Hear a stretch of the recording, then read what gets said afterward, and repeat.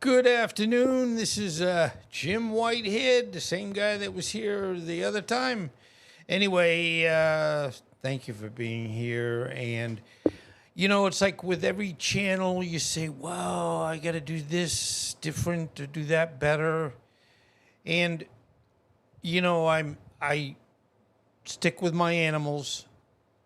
You think about should you end up doing the Russians in Ukraine. I mean, there's a lot of things I would love to do, but it's like with anything, you have to stay true and stick to what I don't want to say you've promised, but yeah, I kind of promised to do animals. But what I thought today, I said, I'm going to do a mystery and an animal related mystery. So here we go. In essence, it is titled The Hound of Baskervilles by Sir Arthur Conan Doyle. Now, the neat thing is, someone might say, is this copyrighted or not copyrighted? Well, because it's so old, there's very little of, the mystery series. And this is one of them that, thank goodness, is in public domain so that I can do it. Anyway, it's going to be The Hound of Baskervilles. It's one of the most iconic detective novels in the Sherlock Holmes series. First serialized in 1901 to 1902, it features the legendary detective Sherlock Holmes, which you'll see in a minute, and his loyal companion, Dr. John Watson. Now, what you're seeing in the picture there, that's Baskerville. Isn't it a place that you probably would love to go to? Anyway, and that's the famous home where Mr. Baskerville had a little problem. But the novel blends elements of classic mystery with gothic horror as it tells the story of an ancient curse and a terrifying beast that haunts the moors. That's kind of like the swamps. And I live in Florida, so it's probably swamps here. So that is Sherlock Holmes with his famous pipe. Anyway, the plot summary. The novel begins with Dr. Watson, which I'm going to show you. Dr. Watson visiting Holmes to meet Dr. James Mortimer, a country physician. Mortimer presents a peculiar case involving the wealthy Baskerville family who live on the treacherous, fog-shrouded moors of Devonshire. The family is said to be cursed by a supernatural hound that has haunted them for generations. And Sir Charles Baskerville, the most recent owner of the Baskerville Hall, was found dead under mysterious circumstances, and nearby the paw prints of a gigantic hound were discovered. So we're sitting there saying, did the hound actually kill Mr. Baskerville? With the last heir,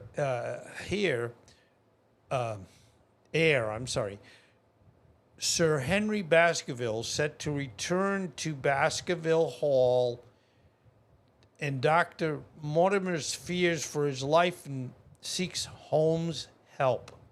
While Holmes stays in London, Watson accompanies Sir Henry to the hall to investigate.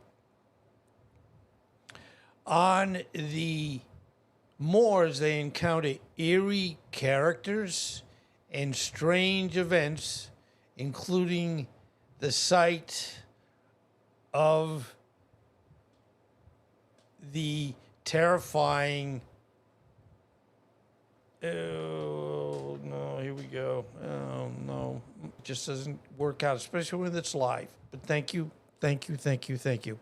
Okay, these eerie characters and strange events, including the sight of the terrifying, as you see, spectral hound. The themes: the supernatural versus rationality. And I know, do you believe in ghosts? That's a whole issue. One of the novel's central themes is the conflict between superstition and logic. Through the villagers believe in the curse of the hound, Holmes remained determined to find a rational explanation. And you know how much I love animals. You don't want an animal to be the bad guy or the bad animal. So, anyway, we've got isolation and fear. The setting of the bleak moors adds an atmosphere of isolation and dread, amplifying the tension. And you got to thank goodness we can picture these things. I'm picturing them being in a fog, swampy area, and they're trying to solve a murder. And right now it's being pointed at the hound. Anyway, the open, desolate landscape contrasts with the close-knit but secretive community that surrounds Baskerville Hall. So anyway, the nature versus civilization, the rugged and untamed moorland reflects the primal fears and mysteries that lie beyond the control of the civilized world, a common theme in Gothic literature. Now, the characters, as I said, we got Sherlock Holmes, the brilliant, observant detective who relies on logic and deduction to solve cases. And then he's got his buddy, his helper, Dr. John Watson, Holmes' trusted friend and partner, who narrates most of the story. Watson plays a more active role in this novel, handling much of the investigation on the ground. As I said earlier, Sherlock Holmes is not here, and Dr. Watson is the one that's trying to figure out who killed Mr. Sir Henry Baskerville. The heir to Baskerville Hall, who becomes the target of the Hound's curse. And again, thank goodness this isn't real. Dr. James Mortimer, the country doctor and friend of the Baskerville family, who brings the case to Mr. Holmes. The Hound, the mysterious spectral beast that supposedly haunts the Baskerville family, embodying fear and superstition. As Mr. Watson uncovers various clues, and I know you're probably saying, I don't know the answer to this, but he finds clues And Holmes comes and arrives with a critical revelation. The Hound is not supernatural, but a real dog trained to kill by a cunning and greedy individual seeking to inherit the Baskerville fortune. Now, either way, the animal's involved, and I'm get into where should I really do these? Because it's not real, but I never want to blame the animals unless, especially if somebody is making an animal do something. Okay. Holmes' keen power of deduction once again triumph as the true culprit is revealed, dispelling the myth of this cursed hound. The Hound of Baskerville remains a timeless classic, blending detective work with gothic atmosphere and dark suspense. It's a must-read for fans of mysteries, as well as those who enjoy stories with a supernatural twist. So, the animal is involved, but at least from the point of view of, Sherlock Holmes figuring out that it's not actually as you see pictured, an ugly, mean, I'm going to bite your head off animal. It is, and all through history, this scenario of somebody is trying to get all the money. We see a lot of movies where somebody dies and everybody's in a room and they're all hoping, because now they're going to read the will. And they're all hoping and expecting, in a lot of cases, that I'm going to inherit some money. And the scary part, and I do asides. When I was in healthcare, I could always feel, in some cases, families were already counting the money when their family member is near death, or and what we would have to do is we would do a no resuscitation.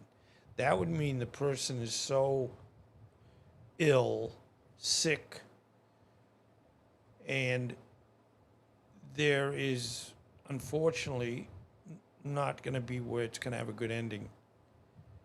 But I would again see families kind of jockeying a little bit to say, I hope I'm going to get some money. And I know I always feel in general people are good, but I also know that when it gets into money issues, people do things that they shouldn't do.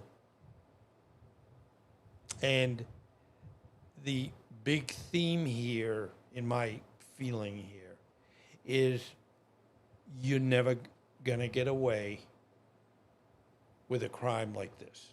So if you think, I get all my trails and my process all covered, and I wasn't here, I was on the moon. I mean, they make up excuses, but they very readily, especially someone like Sherlock Holmes, is going to be able to blow holes in all the excuses of the person that actually caused the crime, and in this case, killing Mr. Baskerville.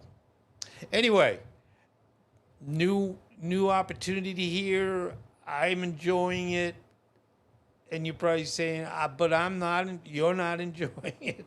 But anyway, I hope this leads where, you see things and you go, I got to read that. That sounds very, very mysterious.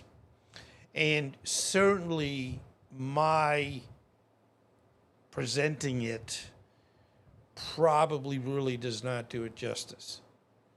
So, like with anything, read the book. So, thank you very much. And again, I am sorry about, unfortunately, technical difficulties sometimes stop the show. But it's like with anything, you don't give up and you keep trying. So thank you very much, and all my best to you today.